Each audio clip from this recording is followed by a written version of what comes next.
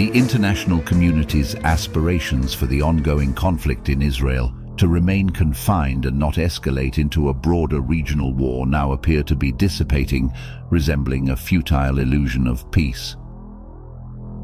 This should come as no surprise to anyone who has been following the region with even a modicum of knowledge of the situation on the ground, and with any level of awareness of the Iranian-backed groups that continue to set themselves against the New Jersey-sized democratic state of Israel.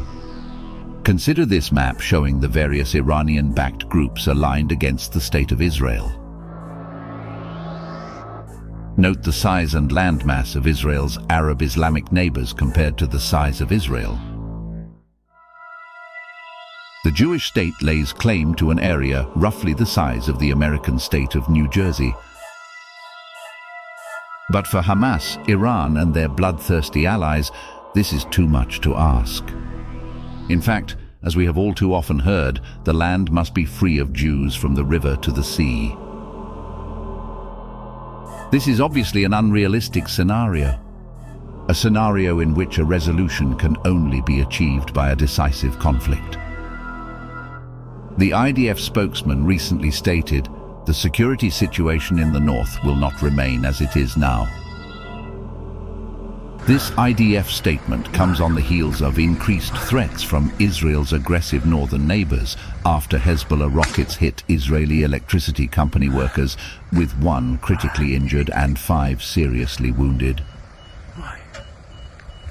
In response to the increased attacks from Hezbollah in Lebanon, and in preparation for a major strike, the Israeli Defense Forces have now dropped leaflets in southern Lebanon calling on the local residents to move north. Once again, Israel demonstrates the difference between Israel and their cruel enemies.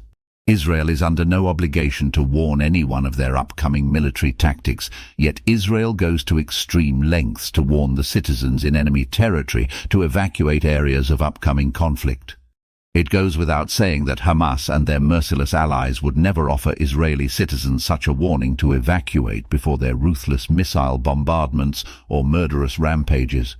The IDF leaflets written in Arabic, which generously warn residents of Lebanon to flee, are translated as follows. Urgent statement to the residents of southern Lebanon. The operations of the Hezbollah terrorist organization prompt the Israel Defense Forces to act against it in your residential areas. For your safety, you must evacuate your homes immediately and head to the safe areas in northern Lebanon. The IDF does not mean to harm you or any of your family members. Anyone who is near the destroyers of Hezbollah or near their facilities will put their lives in danger. The house that is used by terrorist organizations will be targeted. Adhering to the instructions of the Israeli Defense Forces prevents your exposure to danger. It has become clear with these ongoing developments in Israel and Lebanon, and with the growing presence of significant American military forces in the region, that a regional war is the likely scenario. Israel's neighbors would be wise to heed the instructions of the IDF and not risk losing their countries to the might and resolute will of Israel and the United States.